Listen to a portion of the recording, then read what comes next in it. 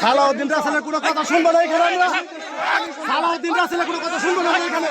সখীপুরের মানুষ আমাকে কিভাবে দেখে না দেখে সেটা আমি বিবেচনা করি না, কিন্তু আমি সখীপুরের সব মানুষকে ভালোবাসি, সম্মান করি।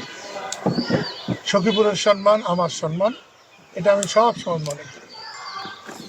আমার বাড়ির সামনে নিয়ে মাইক বাঁধা হয়েছে, এতেও আমার কোনো রকমের।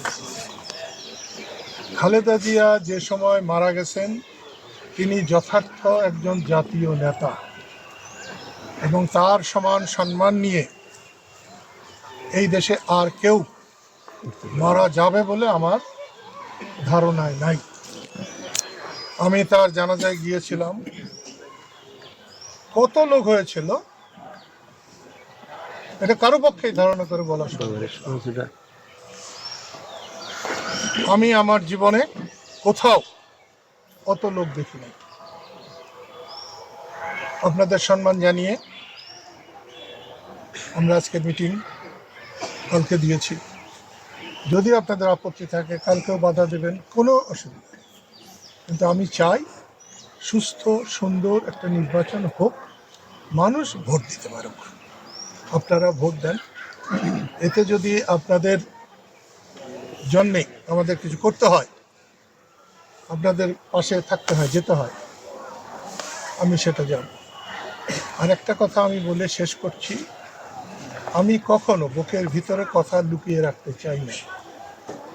আমি আজকে 10-15 বছর যাবৎ আমি খুব কষ্টে আছি।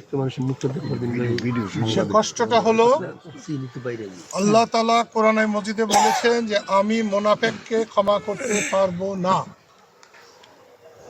আমি ছেলেবেলায় লেখাপড়া করি নাই, এখন আমি রাস্তায় পড়ে থাকা কাগজ আমি পড়ে দেখি, দেখবার চেষ্টা করি। আল্লাহর বান্দা কাকে আমি শত্রু মনে করব? আমি সবাইকে বন্ধু মনে করি, সবারই দোয়া করি। সেই মুনাফিক যে মনে মনে ভাবে এক, মুখে বলে আরেক, একেই বলে মুনাফিক। আমি সেই মুনাফিক হতে চাই না। সেই জন্য আপনাদের বলছি, আমি পরশুদিনও বলেছি যে আমি বিএনপির বিরুদ্ধে, আমি সালাউদ্দিন রাসেলকে সমর্থন করি নাই। আমি সালাউদ্দিন রাসেলকে সমর্থন করেছি একজন প্রবীণ মুক্তিযোদ্ধাকে মারার জন্যে, অপমান করার জন্যে, পিঠের চামড়া তোলার কথা বলার জন্য।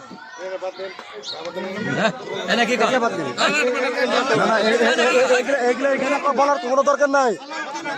সালাউদ্দিন রাসেলের কোনো কথা শুনবো না এখানে আমরা। সালাউদ্দিন রাসেলের কোনো কথা শুনবো না এখানে, কোনো কথা শুনবো না। আপনার কথা বলেন, আপনার কথা বলেন, স্যার আপনার কথা বলেন। সালাউদ্দিন রাসেলের কোনো কথা শুনবো না।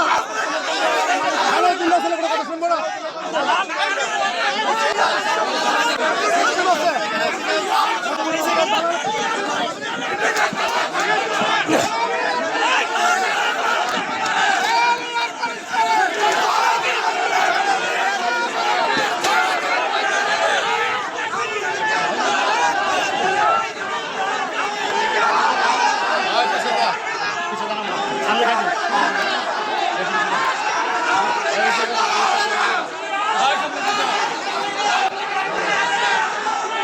হ্যালো,